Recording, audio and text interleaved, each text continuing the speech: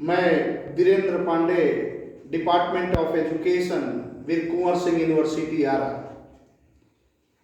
पिछली कक्षा में हम लोगों ने व्यक्तित्व के बारे में अध्ययन किया था।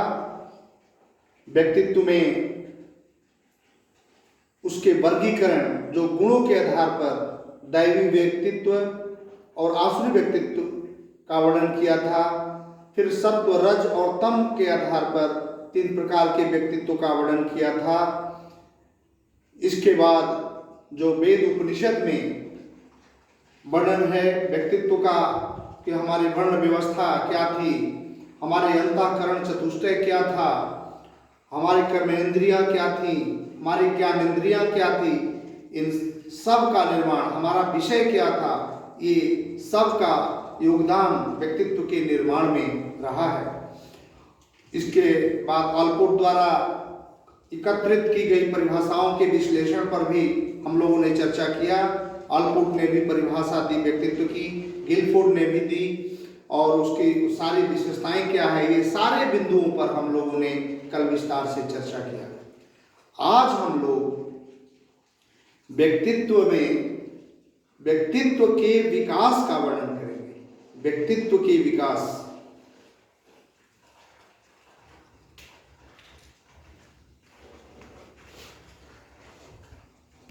व्यक्तित्व का विकास।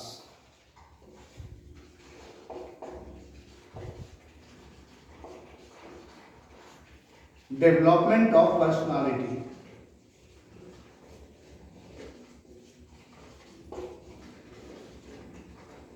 Development of personality.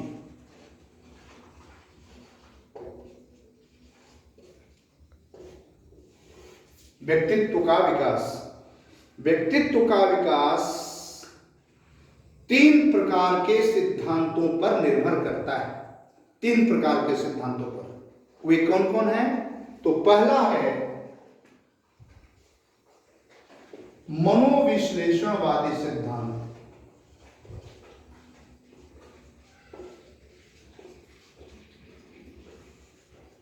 मनोविश्लेषणवादी सिद्धांत। दूसरा है अधिगम सिद्धांत।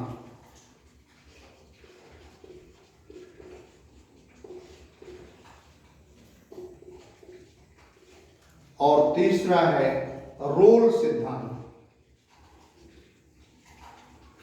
रोल सिद्धांत।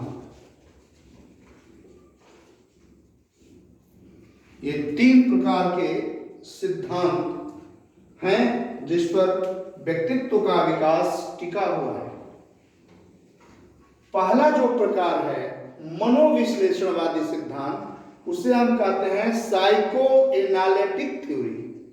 Psycho analytic theory. दूसरा है अधिगम सिद्धांत, लर्निंग थ्योरी। और तीसरा है रोल सिद्धांत, रोल थ्योरी। रोल को हम भूमिका निर्वाह भी कर सकते हैं, भूमिका निर्वहन सिद्धांत। तो ये 3 प्रकार के सिद्धांतों पर व्यक्तित्व का विकास निर्भर करता है। तो सबसे पहले हम लोग चर्चा करेंगे नंबर 1 मनोविश्लेषणवादी सिद्धांत।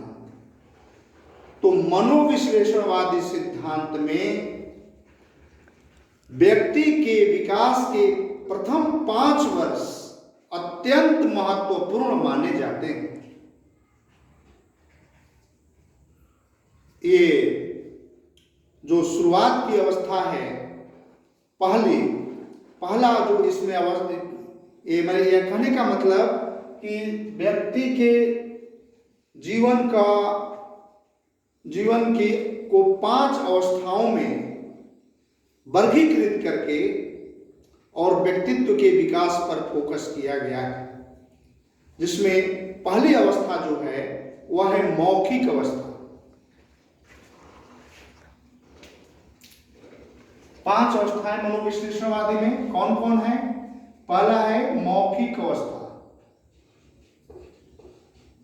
मौखिक अवस्था।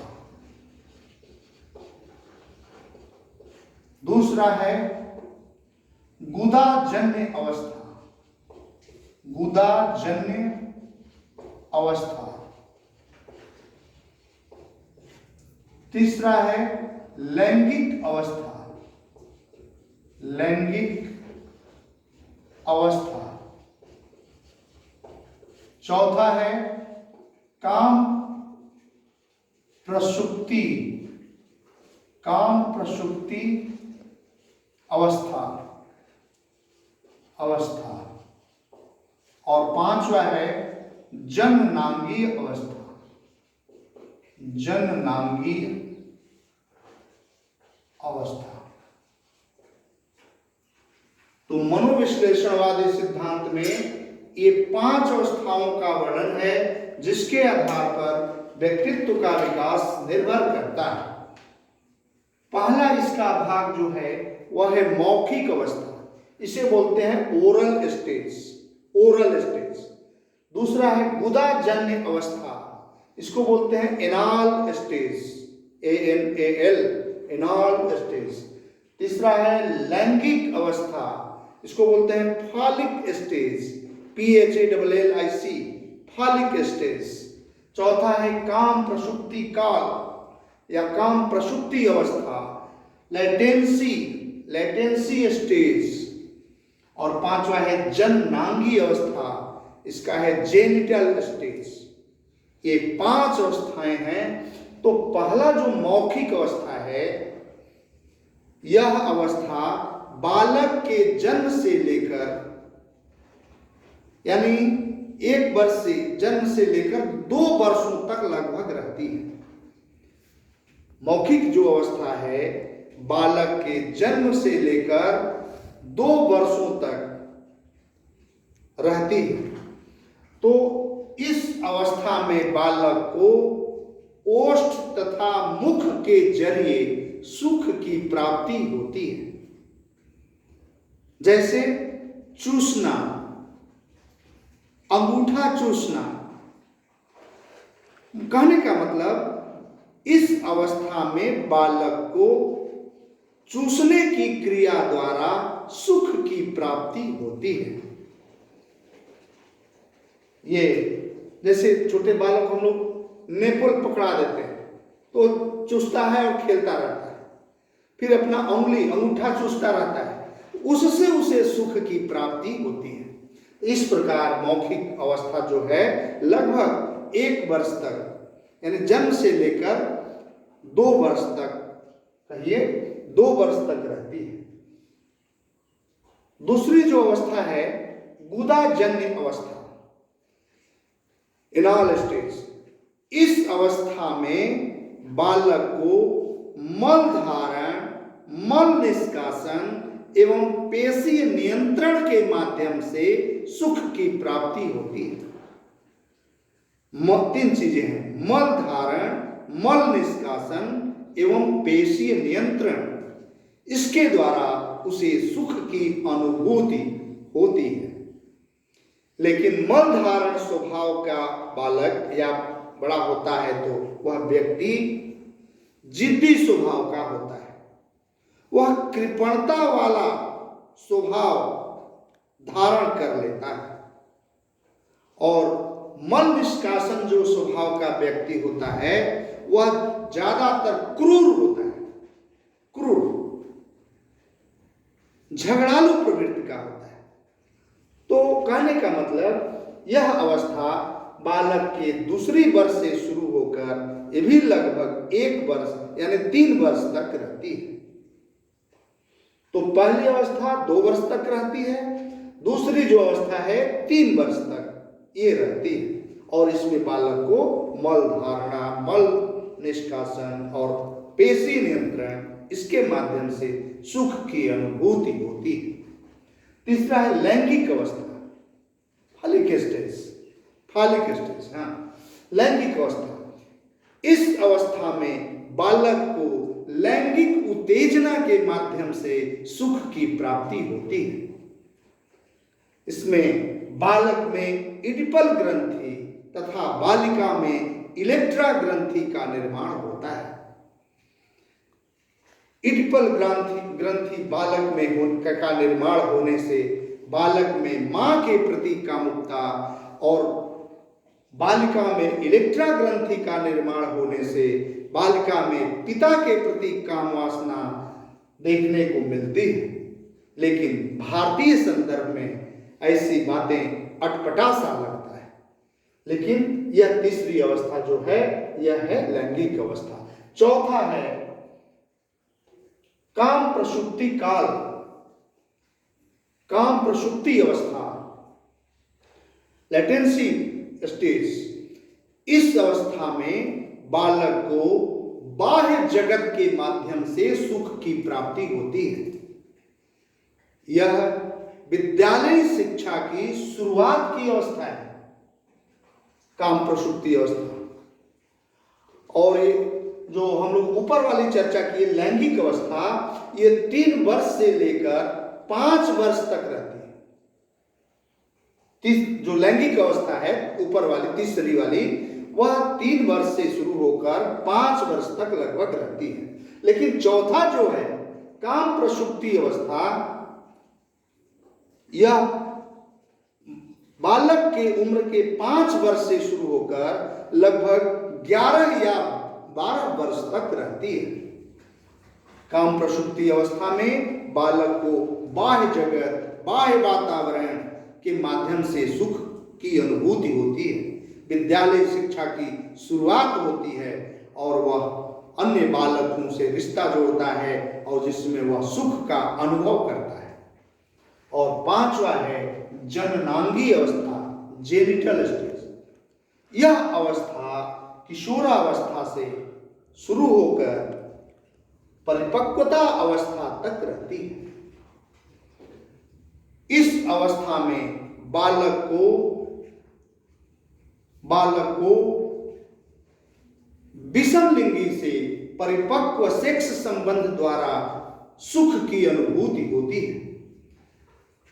इस अवस्था में एक विषम लिंगी के प्रति प्यार उत्पन्न होता है और उसी में वह सुख का अनुभव करता है। तो इस प्रकार व्यक्तित्व के विकास में ये मनोविश्लेषणवादी सिद्धांत के अनुसार हमारे जीवन की 5 अवस्थाओं का वर्णन है, जो अत्यंत महत्वपूर्ण है और व्यक्तित्व के निर्माण में, व्यक्तित्व के विकास में अपनी महत्वपूर्ण भूमिका अदा करते हैं।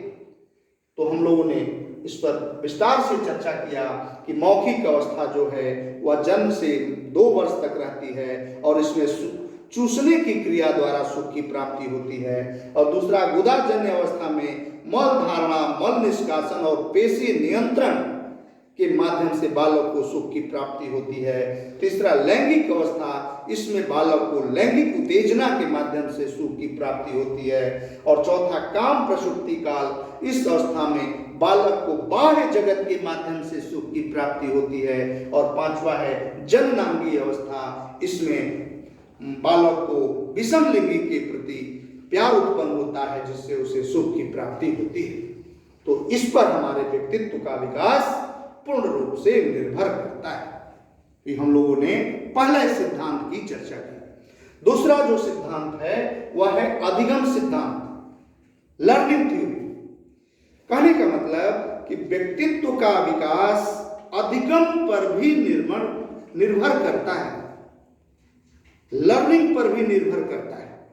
हम लोग क्यों कहते हैं बालक को सीखो सीखो, सीखते रहो सीखते रहो? क्योंकि सीखने की क्षमता जितनी अधिक होगी, बालक के व्यक्तित्व का विकास उतनी ही मजबूती से उभरेगी। तो कहने का मतलब व्यक्तित्व का विकास अधिगम क्षमता पर भी निर्भर करता है। और ये अधिगम क्षमता कैसे बढ़ता है? अधिगम क्षमता महत्वपूर्ण व्यक्तियों द्वारा दिए गए पुरस्कार के द्वारा भी बढ़ता है। हम किसी सभा का आयोजन करते हैं, उसमें जो बालक होते हैं अपनी कई तरह की भूमिकाएं अदा करते हैं। उस आयोजन में हम बड़े बड़े महत्वपूर्ण व्यक्तियों को, माननीय व्यक्तियों को, समाज के प्रतिष्ठित व्यक्तियों को बुलाते हैं और वे व्यक्ति वे उन बालकों में से जो अच्छी से अच्छी तरह से भूमिका का निर्वहन करते हैं, अच्छे ढंग से अपने रोल अदा करते हैं, उन्हें वे महत्वपूर्ण व्यक्ति या प्रतिष्ठित व्यक्ति पुरस्कार की व्यवस्था उनको करते हैं। पूरे समाज में उन बालकों का मान सम्मान ऊंचा करते हैं, जिससे उन बालकों में अधिगम के प्रति रुचि और तेजी से जागृत हो जाती है। तो क्या होता है, जिससे अधिगम क्षमता उनकी बढ़ती जाती है और उनके व्यक्तित्व का विकास होता जाता है। तो कहने का मतलब अधिगम क्षमता पर भी व्यक्तित्व का विकास निर्भर करता है। यह है दूसरा सिद्धांत, अधिगम सिद्धांत। और तीसरा है रोल सिद्धांत। रोल माने भूमिका निर्वहन। समाज में हम पैदा हुए हैं तो हमें विभिन्न प्रकार के रोल, भूमिकाएं अदा करनी पड़ती है। समाज में एक नागरिक की क्या भूमिका होती है, उसे भी हमें अदा करनी पड़ती है। हम एक सिपाही के रूप में अगर सेवा देते हैं तो एक सिपाही की क्या भूमिका होती है, वे हमें समाज में अदा करनी पड़ती है। इसी तरह विभिन्न प्रकार की भूमिकाएं, हम किस भूमिका में हैं, समाज में हम किस स्थिति में हैं, उस स्थिति के अनुरूप, उस पद के अनुरूप, उस प्रतिष्ठा के अनुरूप हमें भूमिकाओं का निर्वहन करना पड़ता है, जिस पर हमारे व्यक्तित्व का विकास निर्भर करता है। तो रोल सिद्धांत में है कि हम विभिन्न प्रकार की भूमिकाएं समाज में अदा करते हैं, जिस पर हमारे व्यक्तित्व का विकास निर्भर करता है। तो इस प्रकार व्यक्तित्व के विकास में ये तीनों सिद्धांत अपने आप में बहुत ही महत्वपूर्ण है। ये है व्यक्तित्व का विकास। अब हम लोग इस पर अध्ययन करेंगे कि व्यक्तित्व का हम मापन कैसे करते हैं। How do we measure personality.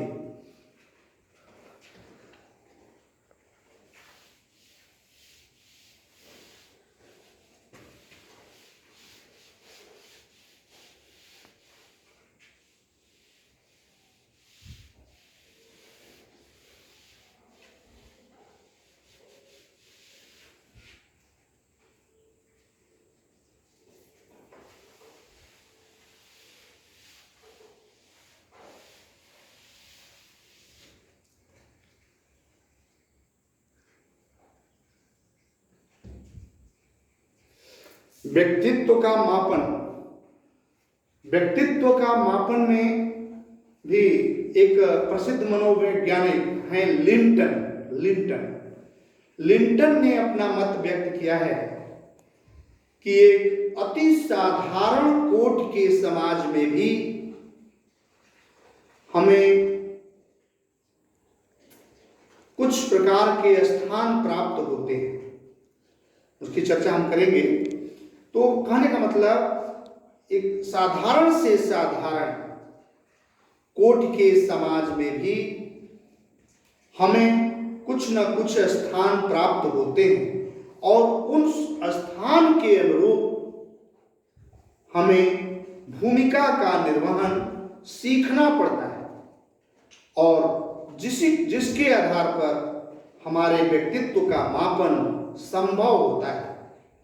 तो उन्होंने 5 प्रकार के स्थानों की चर्चा की, उसी के आधार पर हम व्यक्तित्व का मापन करते हैं। तो लिंटन के अनुसार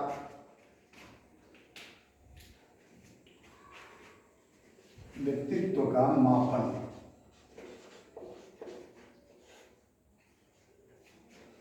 मेजरमेंट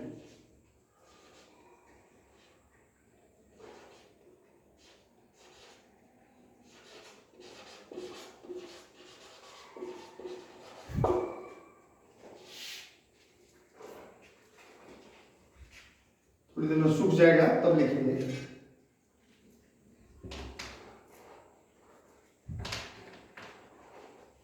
तो 5 प्रकार के स्थानों की चर्चा उन्होंने किया है। पहला है आयु एवं स्त्री पुरुष स्थान। पहला दूसरा है व्यावसायिक स्थान, तीसरा है प्रतिष्ठा सूचक स्थान, चौथा है पारिवारिक स्थान और पांचवा है संघ में स्थान, संघीय स्थान। ये 5 प्रकार के स्थानों की चर्चा लिंटन ने किया है, जिसके आधार पर व्यक्तित्व का मापन हम लोग करते हैं।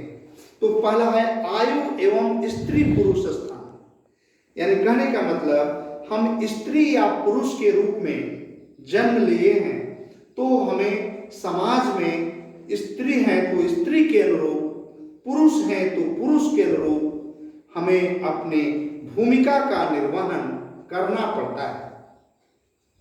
और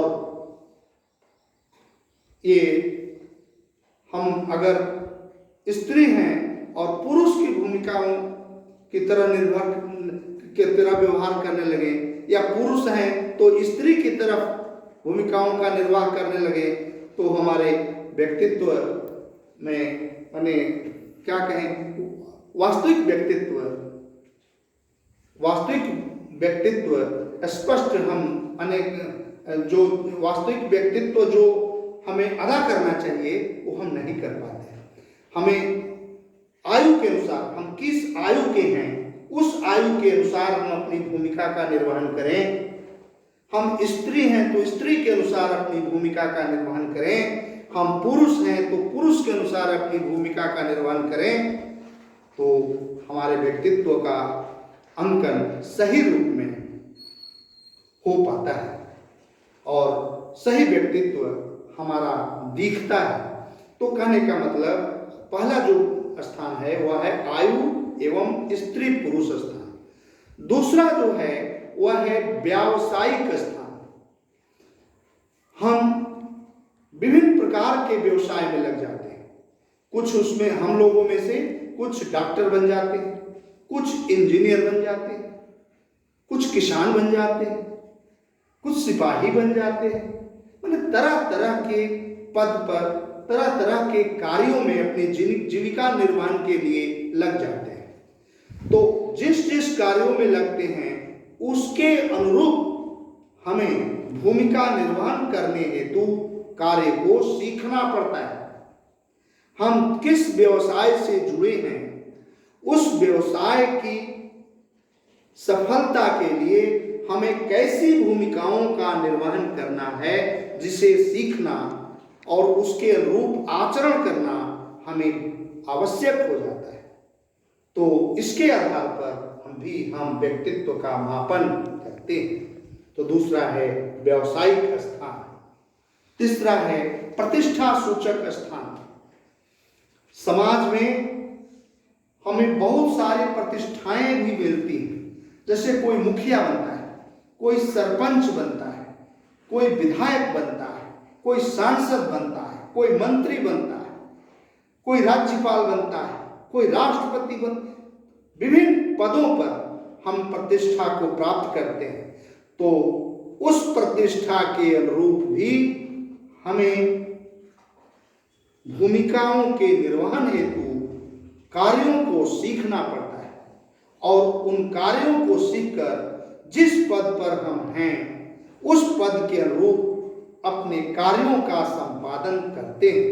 अगर उसके अनुरूप हम सही ढंग से कार्यों का संपादन करते हैं तो हमारा व्यक्तित्व अच्छा व्यक्तित्व कहा जाता है, और उसके अनुरूप हम कार्य ठीक ढंग से नहीं करते तो हमारा व्यक्तित्व गिरता हुआ नजर आता है। तो कहने का मतलब प्रतिष्ठा सूचक स्थान पर भी हमारे व्यक्तित्व का मापन संभव होता है। तो ये है। और चौथा है पारिवारिक स्थान। हम परिवार में हैं, हमारे परिवार में अग्रज भी हैं, अनुज भी हैं, ये परिवार का मुखिया भी है, परिवार के अन्य सदस्य भी हैं। तो जिस रूप में हम परिवार में हैं उसके अनुरूप हमें भूमिकाओं के निर्वहन का कार्य सीखना पड़ता है और उन कार्यों को सीखकर सही रूप में हम अपनी भूमिका का निर्वहन करते हैं तो हमारा व्यक्तित्व सही व्यक्तित्व कहा जाता है। अगर नहीं करते तो हमारे व्यक्तित्व में गिरावट के रूप में उसका मूल्यांकन होता है।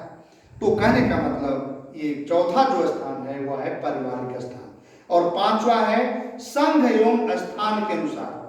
तो संघ एवं स्थान के अनुसार क्या होता है कि हम अपनी आवश्यकताओं के अनुरूप विभिन्न प्रकार के संगठनों का निर्माण कर लेते हैं, और उसके संगठनों के में जो हम पद धारण करते हैं उसके अनुरूप हमें अपने कार्यों के निर्वहन हेतु भूमिकाओं को या कार्यों को सीखना पड़ता है।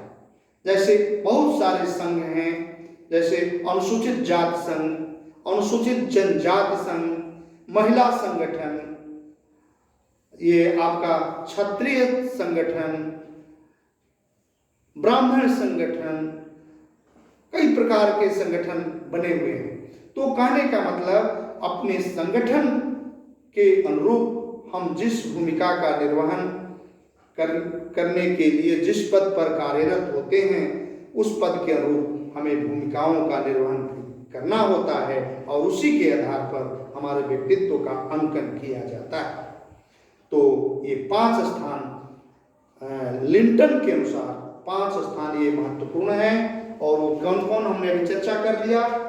पहला जो स्थान था आयु एवं स्त्री पुरुष स्थान, स्त्री पुरुष स्थान।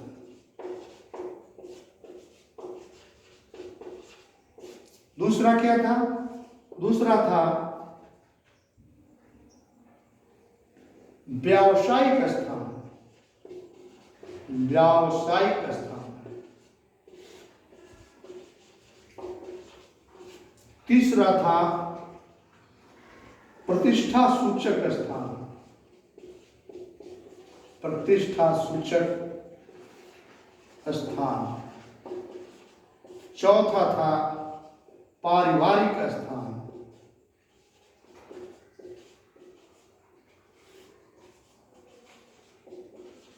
और पांचवा था संघीय स्थान।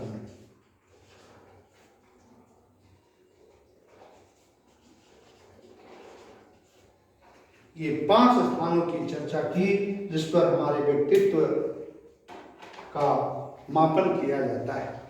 इस प्रकार पूरे निचोड़ पर हम लोग ध्यान देते हैं व्यक्तित्व में। तो व्यक्तित्व में गुण के आधार पर 2 प्रकार का व्यक्तित्व, दैवी व्यक्तित्व और आसुरी व्यक्तित्व, और त्रिगुणात्मकता के आधार पर 3 प्रकार के व्यक्तित्व, सत्व गुण से प्रभावित व्यक्तित्व, रजस गुण से प्रभावित व्यक्तित्व और तमस गुण से प्रभावित व्यक्तित्व।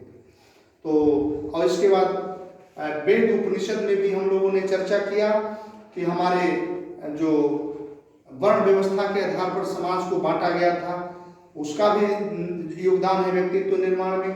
हमारे ज्ञानेंद्रियों का भी योगदान है व्यक्तित्व निर्माण में, कर्मेंद्रियों का भी योगदान है व्यक्तित्व निर्माण में, और हमारे कुछ जो विषय वस्तु हैं 5 प्रकार के विषय वस्तु की कल हमने चर्चा किया था, उसका भी व्यक्तित्व निर्माण में काफी योगदान है।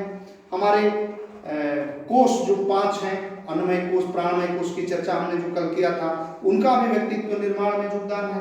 अंतःकरण चतुष्टय, 4 जो अंतःकरण है, मन, बुद्धि, अहंकार और चित्त, इसका भी हमारे व्यक्तित्व निर्माण में योगदान है। तो इसके बाद ये 4 प्रकार का जो ये क्या बोलते हैं, ब्रह्मचर्य होता है ना, ब्रह्मचर्य अवस्था, और जो हमारे जीवन को 4 भागों में बांटा गया है, उसके आधार पर भी हमारे व्यक्तित्व का निर्माण होता है। कहने का मतलब ये सारी चीजों को मिला करके हमारा व्यक्तित्व बनता है, और व्यक्तित्व को इस 2 रूपों में चर्चा हमने कल किया था, मनोविश्लेषणवादी रूप में और वातावरण के रूप में। मनोविश्लेषणवादी में क्या होता है कि व्यक्ति जन्म से कुछ शक्तियां लेकर पैदा होता है, और उसके आधार पर उसका व्यक्तित्व निर्भर करता है और उसमें आनुवंशिकता का योगदान होता है। और वातावरण में पढ़े थे कि व्यक्ति अंतरक्रिया वातावरण से अंतरक्रिया करता है और जिसके आधार पर उसके व्यक्तित्व में निखार आता है। तो व्यक्तित्व में मनोविश्लेषणवादी का और वातावरण का दोनों का भी प्रभाव पड़ता है। और व्यक्तित्व केवल बाहरी नहीं, व्यक्तित्व को ये पर्सनालिटी शब्द जो पर्सोना शब्द से, लैटिन भाषा के पर्सोना शब्द से बना है, जिसका अर्थ है मुखौटा। लेकिन इस व्यक्तित्व में दोनों का आंतरिक और बाह्य दोनों का सम्मिश्रण है। दोनों दृष्टि से मिला करके तब व्यक्तित्व को निखारा जाता है, व्यक्तित्व को परखा जाता है, कहिए व्यक्तित्व को परखा जाता है। तो इस प्रकार व्यक्तित्व का निर्माण होता है। और व्यक्तित्व की परिभाषा भी हमने बताया कि अल्पोर्ट महोदय ने मनोवैज्ञानिक साहित्य का पूर्ण रूप से जितना जहां तक हो सका बहुत विशाल रूप में सर्वेक्षण किया और कई व्यक्तित्व की परिभाषाओं को एकत्रित किया और सारी परिभाषाओं को मात्र 2 भागों में बांटकर विश्लेषित किया। वह है मनोसामाजिक और मनोभौतिक। मनोसामाजिकता के आधार पर उन्होंने कहा कि किसी व्यक्ति के बारे में अन्य लोग कैसा मूल्यांकन करते हैं, अन्य लोग क्या बताते हैं, उसी के आधार पर उसका व्यक्तित्व समझा जाता है। और मनोभौतिक के आधार पर कि व्यक्ति में कौन कौन से विशेषक हैं, कौन कौन से गुण हैं, उस गुण के आधार पर बालक के व्यक्तित्व माने व्यक्ति के व्यक्तित्व को आंका जाता है। तो इस पर भी उन्होंने चर्चा किया और उन्होंने बहुत सटीक परिभाषा अल्पोर्ट महोदय ने दिया था कि व्यक्ति जो वास्तविक रूप में है वही उसका व्यक्तित्व है। गिलफोर्ड महोदय ने भी परिभाषा दिया था कि व्यक्ति के विशेषकों के विलक्षण स्वरूप को उसका व्यक्तित्व कहा जाता है। तो इस प्रकार व्यक्तित्व की कई विशेषताएं सामने आती है कि व्यक्तित्व में विभिन्न गुणों का समन्वय होता है, व्यक्तित्व में निरालापन होता है, यानी हम व्याख्यान देते हैं, हंसते हैं, हंसाते हैं, रोते हैं, रुलाते हैं, वे सब हमारे व्यक्तित्व का परिसूचक है। व्यक्तित्व आनुवंशिकता तथा वातावरण दोनों का प्रतिफल होता है। व्यक्तित्व में अभिप्रेरणा के सिद्धांत का भी महत्वपूर्ण योगदान है।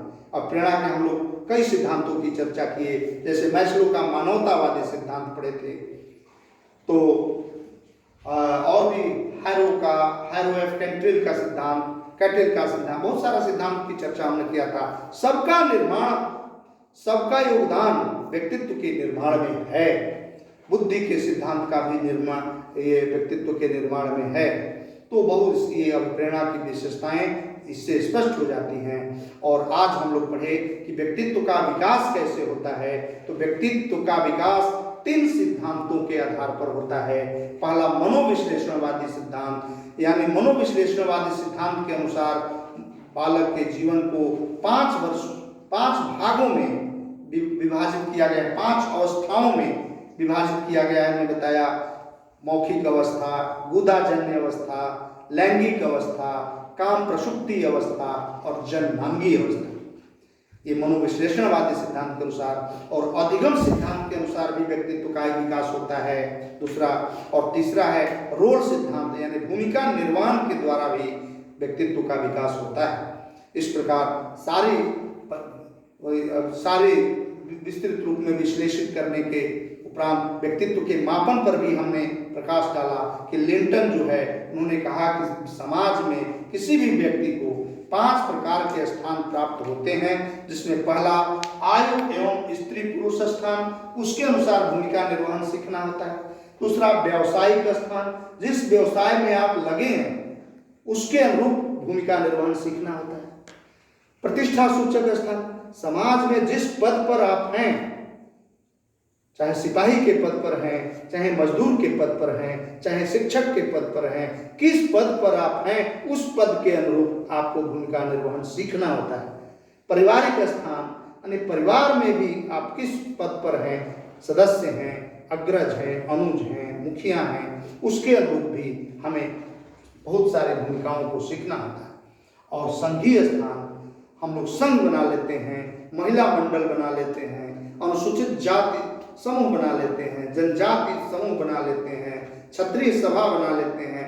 उसके आधार पर भी हमें विभिन्न भूमिकाओं को अदा करने के लिए उसके रोल को सीखना होता है। इस प्रकार व्यक्तित्व, पर्सनालिटी है क्या? व्यक्ति जो वास्तविक रूप में है, अंदर से और बाहर से दोनों मिला करके हमारे व्यक्तित्व का निर्माण होता है। तो आज हम लोग इस कक्षा को यहीं छोड़ेंगे, फिर हम लोग अगली कक्षा में अगले दिन मिलेंगे। धन्यवाद।